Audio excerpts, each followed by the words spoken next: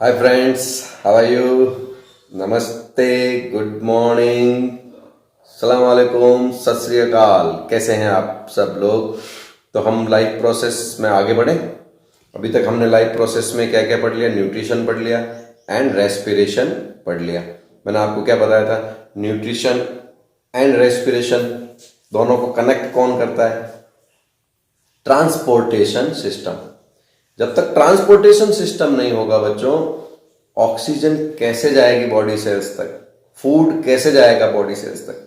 Transportation system आज पढ़ने वाला है। और ट्रांसपोर्टेशन का सिंपल मीनिंग क्या है हिंदी में? परिवहन।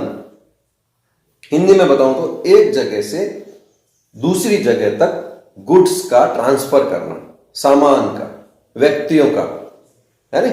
Goods, persons are transferred from one place to another place. This is known as transportation, परिवहन। हम train, flights, bus, car, bike, cycle, बैलगाड़ी, छकड़ा गाड़ी सब यूज करते हैं ना, they all are known as transportation. तो हमारी बॉडी में भी ट्रांसपोर्टेशन होता है, सब्सटेंसेस का, फूड का, गैसेस का, oxygen, CO2। Transportation is very important life process. अगर ये ट्रांसपोर्टेशन सिस्टम स्टॉप हो जाए, हमारी लाइफ भी स्टॉप हो जाएगी। That's why transportation is known as life process, जैव प्रक्रम। तो चलो देखते हैं ट्रांसपोर्टेशन सिस्टम में हमको क्या क्या पढ़ना है। ध्यान से, I am using flow charts. फिर मेरा आपका कहना है, फ्लो चार्ट समझने के लिए बहुत अच्छा रहता है, कॉन्सेप्ट क्लियर हो जाता है, पर टेक्स्ट को रीड करना जरूरी है ताकि आपकी लैंग्वेज बने, ताकि आप लिख सकें अगर लिखना पड़े। तो चलो देखते हैं फ्लो चार्ट्स। तो प्यारे बच्चों, सबसे पहले हम ट्रांसपोर्टेशन का मतलब समझते हैं। ट्रांसपोर्टेशन को हिंदी में परिवहन बोलते हैं, जैसा मैंने अभी बताया। सब्सटेंस और गुड्स और पर्सन्स को वन पार्ट से अनदर पार्ट तक ले जाना, हिंदी में इसको ढोना भी बोलते हैं, परिवहन, transportation. As a life process, what is transportation? Substance synthesized और एब्जॉर्ब्ड एट वन प्लेस। किसी एक स्थान पर पदार्थों का संश्लेषण होना या उनका अवशेषण होना। सिंथेसाइज्ड और एब्जॉर्ब्ड एट वन पार्ट, कौन? Substances. And then substance is carried to other parts of body. और फिर इन पदार्थों का शरीर के दूसरे भागों की तरफ जाना या उनको ले जाना, यही क्या कहलाता है हिंदी में? परिवहन। And this is also known as transportation. What is transportation?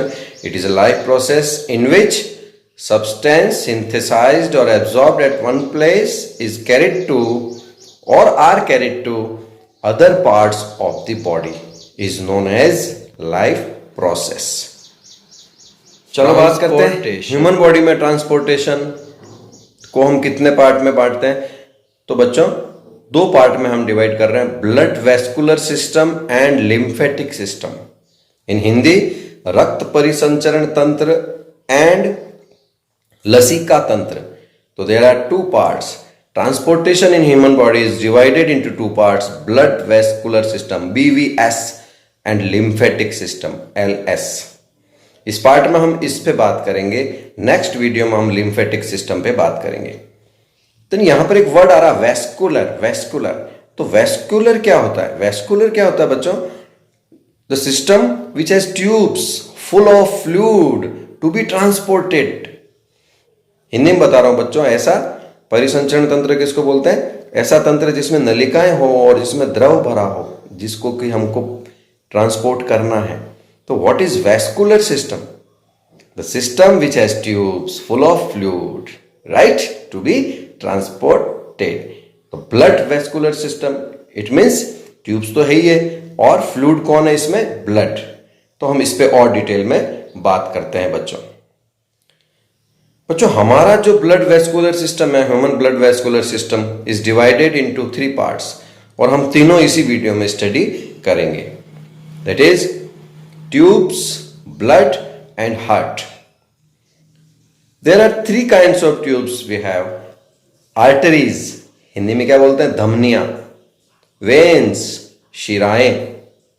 Capillaries, केशिकाएं। तो arteries, vein and capillaries, there are 3 kinds of tubes जिसका हम डिटेल में अभी डिस्कस करेंगे।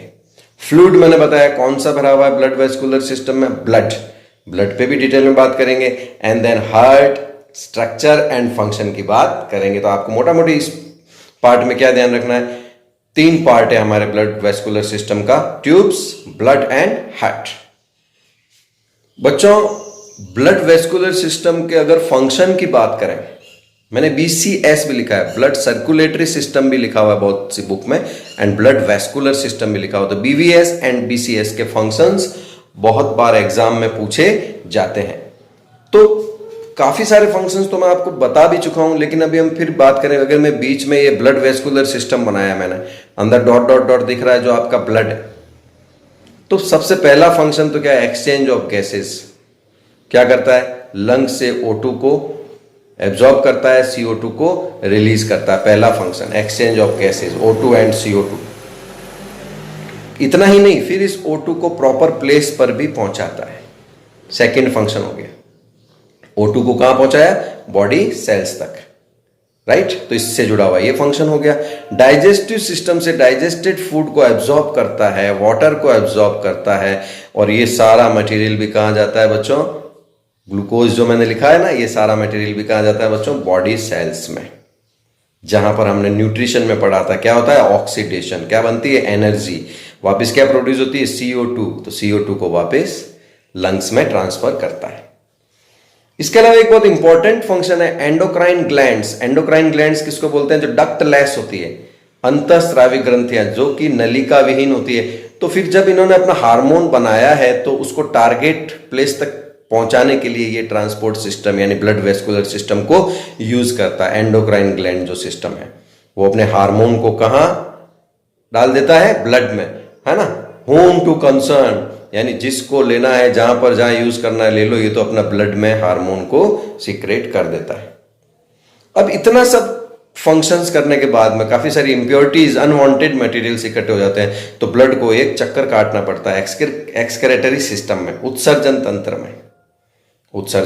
में। वहां पर वो वाटर, एक्स्ट्रा वाटर और वेस्ट मटेरियल यहाँ पे फिल्टर हो जाता है, एब्जॉर्ब हो जाता है, और वो यूरिन की फॉर्म में हम बॉडी से बाहर निकाल देते हैं, जो कि हम नेक्स्ट लाइफ प्रोसेस पढ़ेंगे। तो ये there are 1, 2, 3, 4 and 5 important functions we have discussed of blood vascular system. First, exchange of O2 and CO2, then transportation of digested food and O2 towards body cells, then CO2 towards lungs, then endocrine gland से hormones towards all parts of body, and then excretion of unwanted materials. There are 5 major functions of our blood vascular system. आप इसे बार बार देखना, easily ये question आपका ready हो जाएगा। Board का बहुत इंपॉर्टेंट क्वेश्चन है बच्चों ये। हाँ बच्चों, तो बच्चों ब्लड वेस्कुलर सिस्टम में हमने ट्यूब्स, ब्लड एंड हार्ट, हमने 3 की बात करी थी। तो हम पहले ब्लड को डिस्कस करते हैं, क्योंकि मेन यही है हमारा फैक्टर जो कि कैरी करता है। तो ब्लड क्या है बच्चों, एक मोबाइल रेडिश फ्लूइड है, लाल रंग का, चलायमान यानी जो चलता रहता है कंटिन्यू, द्रव है, द्रव, मोबाइल रेडिश फ्लूइड। आपके कभी कट लगता है ना तो लाल रंग का फ्लूइड आता है, यस।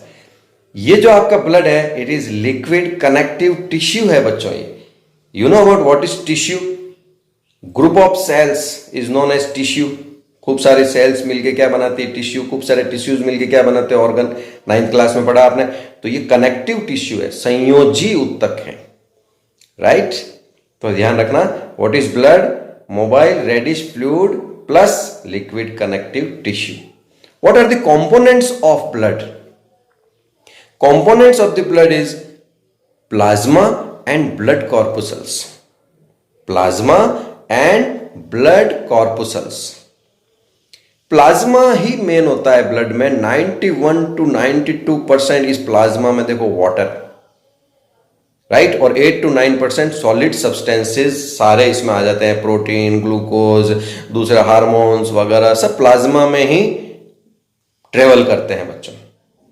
दूसरा ब्लड कॉर्पुसल्स अगर बात करें, जो कि मेन हमारा ट्रांसपोर्टेशन का काम करती हैं, डिजीज से फाइट करने का काम करती है, RBC, red blood corpuscles, WBC, white blood corpuscles and platelets, लाल रक्त कणिकाएं, श्वेत रक्त कणिकाएं एंड प्लेटलेट्स को शायद प्लेटलेट्स ही कहते हैं हिंदी में। अब मोटा मोटी फंक्शन बता दूं, आरबीसी क्या करता है, exchange of O2 and CO2 करता है, अभी आगे डिस्कस करेंगे। WBC क्या करता है, हमारा इम्यून सिस्टम बनाता है, जो भी हमको बीमार करने वाली चीजें बॉडी में आएगी उन सबको ये खा जाती है, यानी ये हमारे आर्मी है जो कि डिजीज से फाइट करती है। और प्लेटलेट्स जब हमको चोट लग जाती है, ब्लड बार फ्लो करता है, ब्लीडिंग जिसको बोलते हैं, फिर थोड़ी देर बाद में क्या होता है, रुक जाता है ना, it is known as clotting. Clotting में इंपॉर्टेंट रोल प्ले करते हैं प्लेटलेट्स, हिंदी में बोलते हैं थक्का, रक्त का थक्का जमना, जिसके मैकेनिज्म भी हम डिस्कस करेंगे। तो there are two main components of blood, plasma and blood corpuscles, and there are 3 kinds of corpuscles, RBC, WBC and platelets। चलो डिस्कस करते हैं आगे। तो प्यारे बच्चों, सबसे पहले बात करते हैं रेड ब्लड कॉर्पोसेल्स, लाल रक्त कणिकाओं को एक और नाम से भी बुलाते हैं इरिथ्रोसाइट्स। इरिथ्रोसाइट्स पहले आपको देखो, मैं आपको आरबीसी बता रहा हूं, नेक्स्ट क्लिप में मैं आपको WBC बताऊंगा। डिफरेंस आप अपना क्रिएट करना नोट्स बनाते वक्त। मैंने उसी के अकॉर्डिंग लिखे हैं कि red blood corpuscles non nucleated होती है, केंद्रक विहीन, यानी इनके अंदर न्यूक्लियस नहीं पाया जाता। आपने 9th में 8th में बेसिक सेल पढ़ा ना, जिसके सेंटर में न्यूक्लियस होता है। तो हमारे आरबीसी ऐसी सेल है बॉडी की जिसमें न्यूक्लियस नहीं होता है। अच्छा सर, आरबीसी बनती कहां है सर बॉडी में? हमारे रेड बोन मैरो, लाल अस्थि मज्जा, जो कि हमारे स्पाइनल कॉर्ड में, जो कि अंदर से होलो होती है, खोखली होती है, उसमें होता है रेड बोन मैरो। उसका काम होता है कंटिन्यू फॉर्मेशन करना रेड ब्लड कॉर्पोसेल्स का, क्योंकि इनकी लाइफ 120 डेज होती है, डेथ हो जाती है ना। तो फिर नई आरबीसी तो कंटिन्यू जरूरत पड़ती है, तो कंटिन्यू इसका काम है आरबीसी का फॉर्मेशन करना। रेड कलर क्यों है सर इसका? रेड कलर इसलिए बच्चों क्योंकि इसके अंदर पिगमेंट्स हैं, कणिकाएं, हिंदी में क्या बोलते हैं, कणिकाएं। मेन ऑक्सीजन कैरी करने वाला ये है बच्चों हीमोग्लोबिन। हीम मतलब iron, globin is the kind of protein. तो haemoglobin is the main pigment of RBC which carries O2 and CO2 from lungs to body and from body to lungs, transportation of O2 and CO2. So who is responsible for transportation of O2 and CO2 in blood? RBC. In RBC, hemoglobin, right?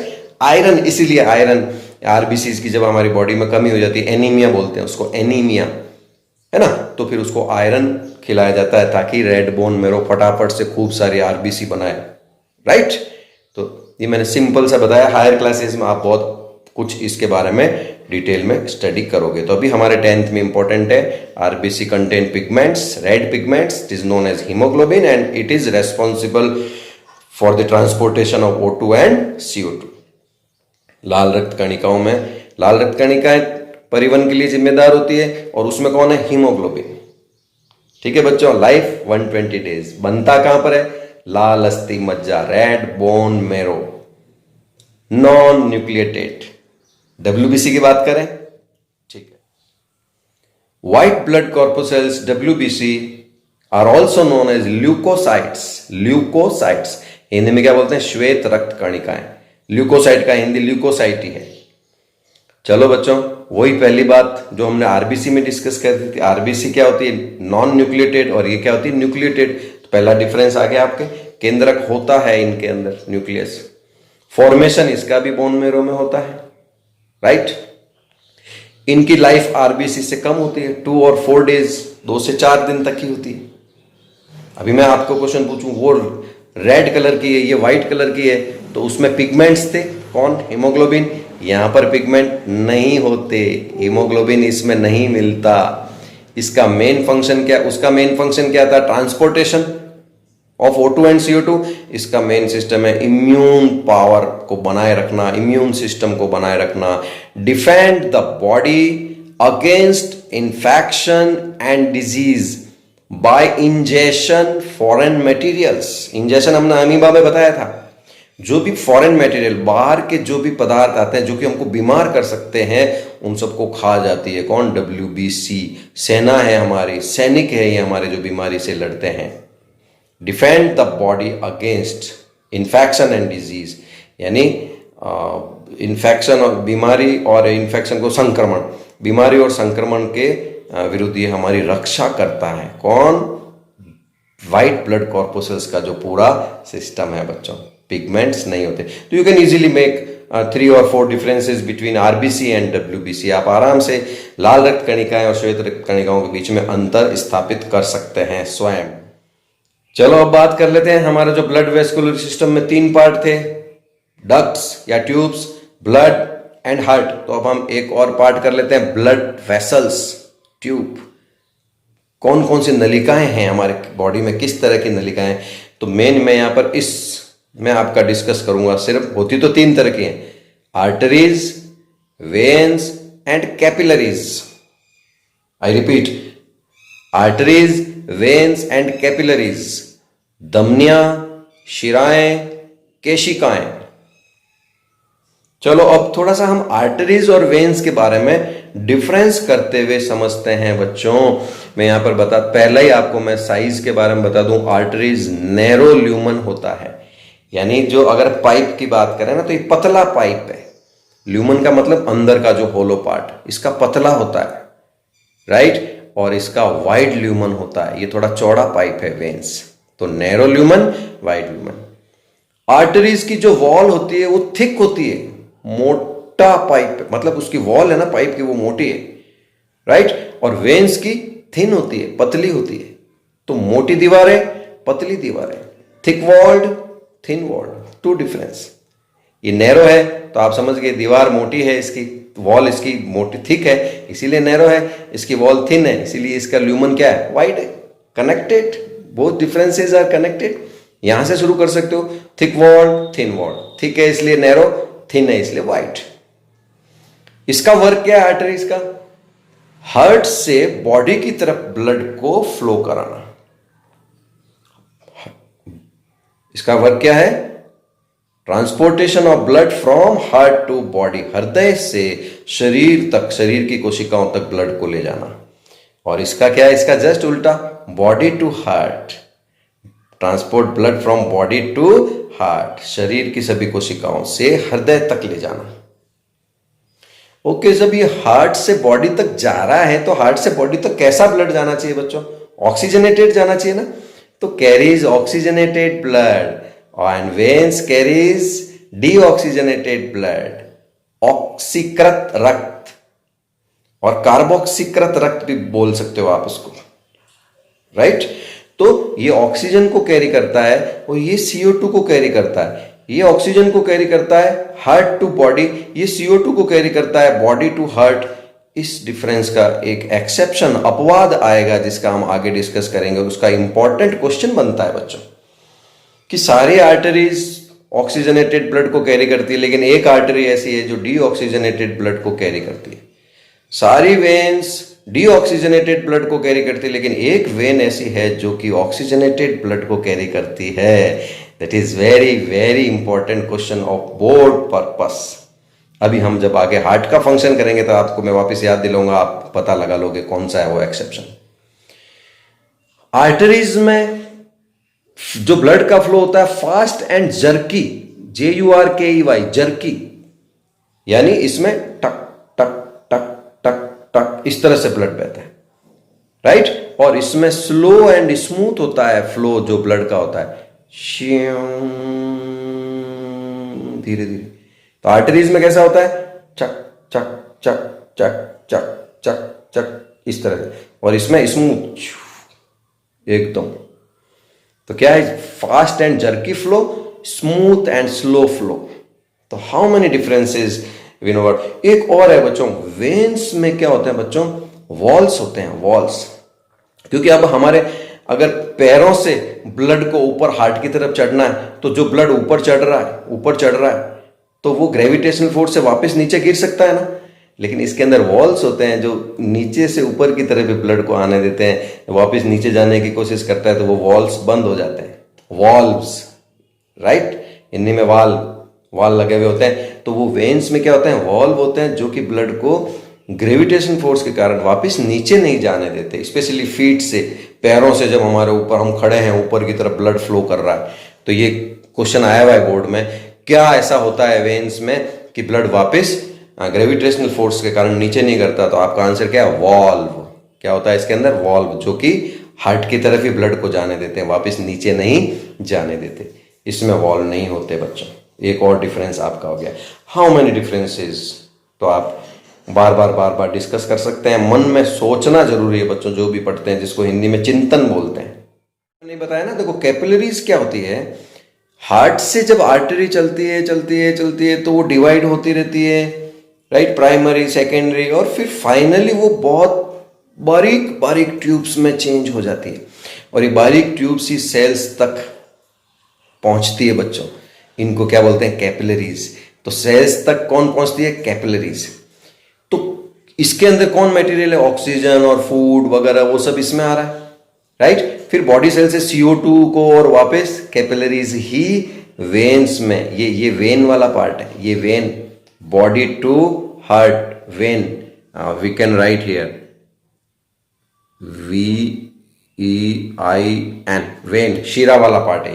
तो एक तरह से question बन जाता है, arteries और veins को connect कौन करता है, कैपिलरीज।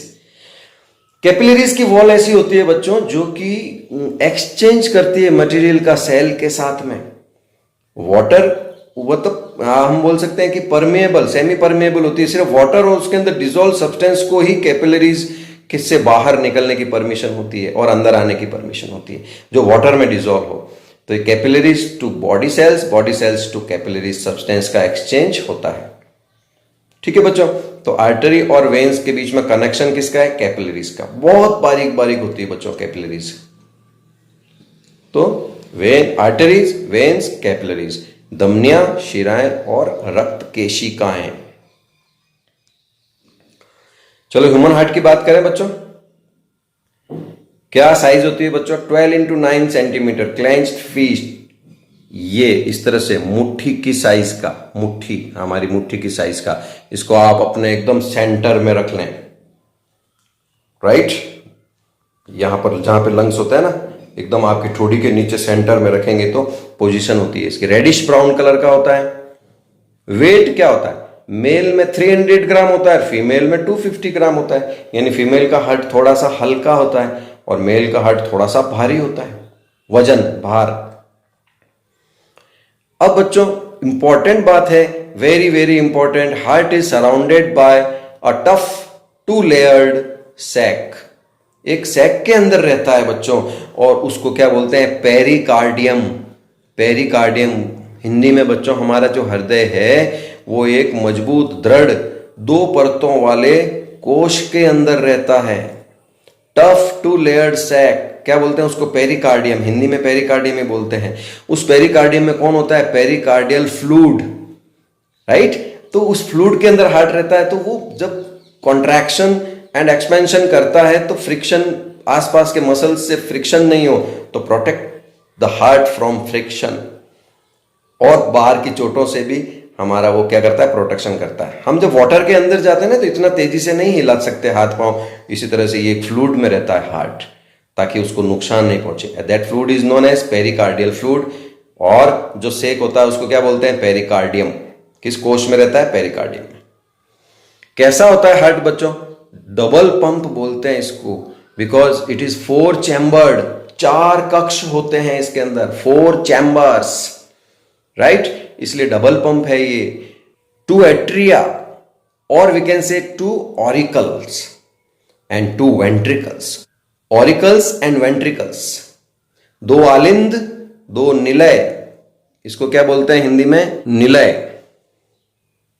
थोड़ा सा इसका स्ट्रक्चर देखते हैं अपन, बहुत अच्छा है।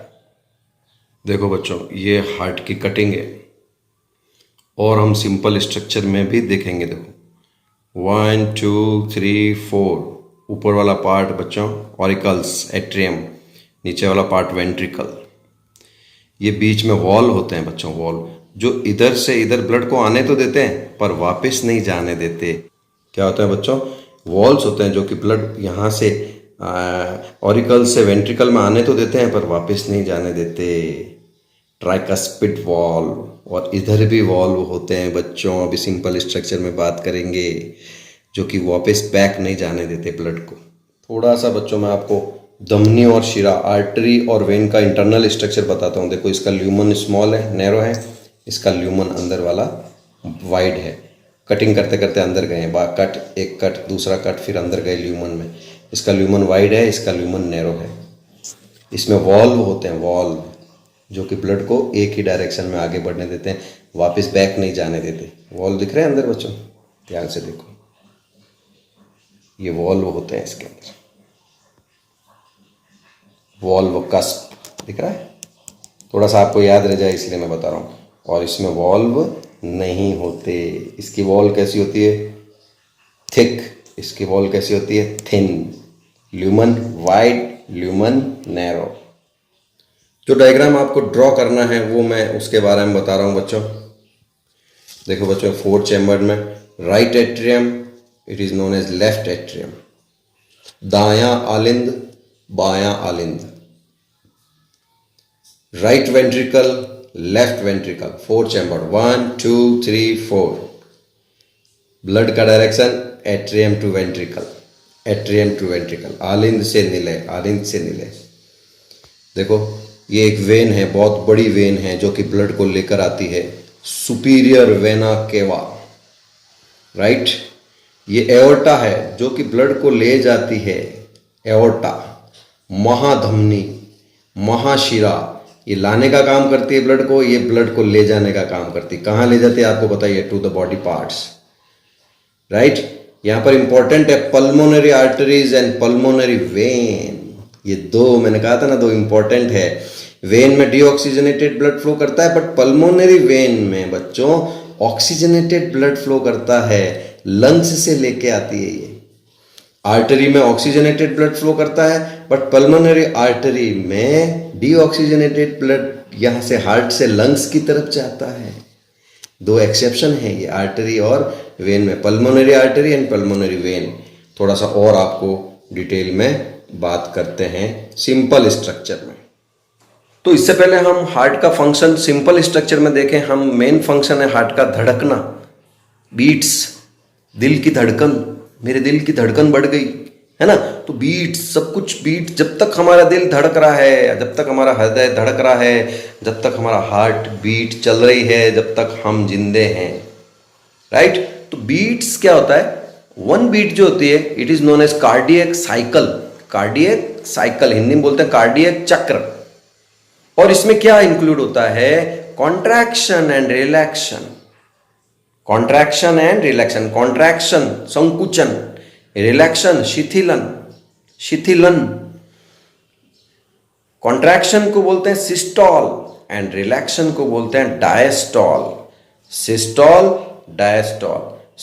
जब कॉन्ट्रैक्शन होता है, जब हार्ट इस तरह से कॉन्ट्रैक्शन होता है, तब ब्लड पंप आउट होता है, हार्ट से बाहर जाता है। आप स्पंज का टुकड़ा लो, उसको पानी में डाल दो, अब बाहर निकालो और उसको आप स्क्वीज करो, दबा दो एकदम, तो उसका सारा पानी बाहर निकल जाएगा। तो सिस्टॉल कॉन्ट्रैक्शन को बोलते हैं, इससे blood pumps out from heart. वापस जब हार्ट रिलैक्स होता है, डायस्टॉल बोलते हैं, and blood enters the heart. हृदय में रक्त प्रवेश करता है डायस्टॉल से, और सिस्टॉल से जो हमारा ब्लड है वो बाहर निकलता है। एंड सिस्टॉल डायस्टॉल चलते रहते हैं। 1 systole and 1 diastole known as cardiac cycle and it is known as beat. तो ये जो सिस्टॉल और डायस्टॉल से क्या होता है, किस तरह से सर्कुलेशन हो रहा है ब्लड का, हम नेक्स्ट क्लिप में समझते हैं बच्चों। तो बच्चों थोड़ा सा हार्ट का जो फंक्शन है वो सिंपल फॉर्म में देख लेते हैं। मैंने कहा था ना, देयर आर 4 चैम्बर्स, लेकिन हाफ की बात करें, मैं पहले ये स्क्वायर बनाता हूं, आप डायग्राम बनाओगे, फिर बीच में एक लाइन खींचोगे, तो 2 हाफ्स, 2 हाफ बनेंगे। लेफ्ट वाला हाफ ऑक्सीजनेटेड ब्लड कैरी करता है और राइट हाफ जो है वो डीऑक्सीजनेटेड ब्लड को कैरी करता है। अब बात करें चैम्बर्स की। राइट एट्रियम, लेफ्ट एट्रियम, दायां आलिंद, बायां आलिंद हिंदी में। फिर नीचे आइए, राइट वेंट्रिकल, लेफ्ट वेंट्रिकल, दायां निलय, बायां निलय, ठीक है बच्चों, तो 4 चैम्बर्स है। चैम्बर्स की इंपॉर्टेंस समझने से पहले आप याद रखना, left part is for oxygenated blood and right part is for deoxygenated blood. तो पहले बात करते हैं डायस्टॉल की। डायस्टॉल मतलब रिलैक्शन। हार्ट जब रिलैक्स होता है, शिथिल होता है, तब बच्चों ब्लड एंटर करता है हार्ट में। तो लेफ्ट एट्रियम में तो एंटर करता है oxygenated blood and right atrium में एंटर करता है डीऑक्सीजनेटेड ब्लड। ऑक्सीजनेटेड ब्लड कहां से आ रहा है बच्चों? लंग्स से ऑक्सीजनेटेड ब्लड आ रहा है। और कौन लेके आ रही है? Pulmonary vein. ये एकमात्र ऐसी वेन है जिसमें ऑक्सीजनेटेड ब्लड फ्लो करता है, पल्मोनरी वेन, जो मैंने एक्सेप्शन की बात आपको करी थी बच्चों, राइट। तो ये ऑक्सीजनेटेड ब्लड यहां पर आता है लेफ्ट एट्रियम से। लेफ्ट एट्रियम से और कहां जाता है बच्चों? ये लेफ्ट वेंट्रिकल में। दाएं आलिंद से कहां जाता है? दाएं निलय में। यहां से ये जो ऑक्सीजन और जो ब्लड है, ऑक्सीजनेटेड ब्लड है, इसको जाना कहां पड़ेगा बच्चों? बॉडी में। तो हार्ट से जब भी ब्लड बाहर निकलेगा, आर्टरी से निकलेगा, तो ये मेन आर्टरी में, जिसको एओर्टा बोलते हैं, महाधमनी में एंटर करता है, लार्जेस्ट आर्टरी।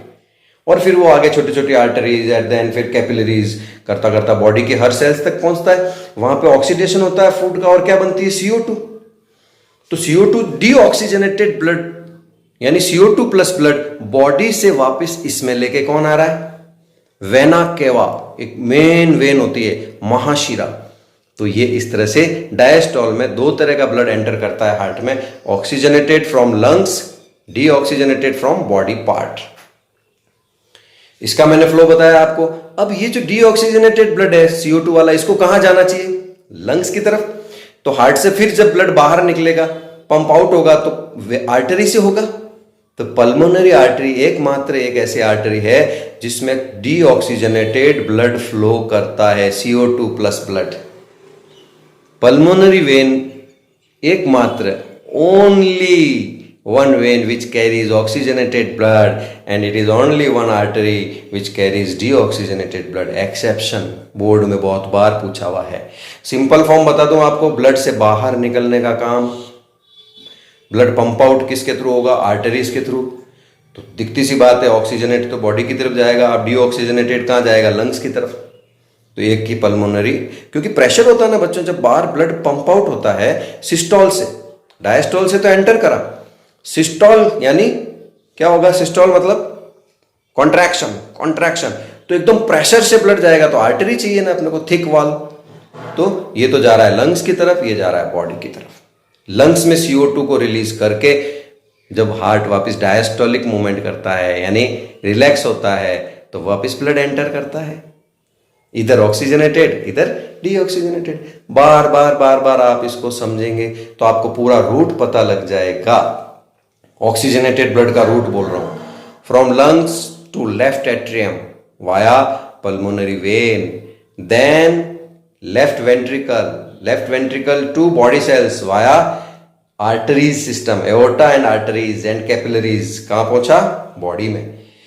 बॉडी से CO2 वाला ब्लड वाया वेन्स, वेन्स से capillaries, then veins, then main vein, vena cava, और कहां एंटर करता है? राइट एट्रियम में, दाएं आलिंद में। वहां से कहां जाता है? राइट वेंट्रिकल में। राइट वेंट्रिकल से कहां जाएगा? अगेन प्योर होने के लिए, ऑक्सीजनेटेड होने के लिए लंग्स में। कौन ले जाता है? Pulmonary arteries.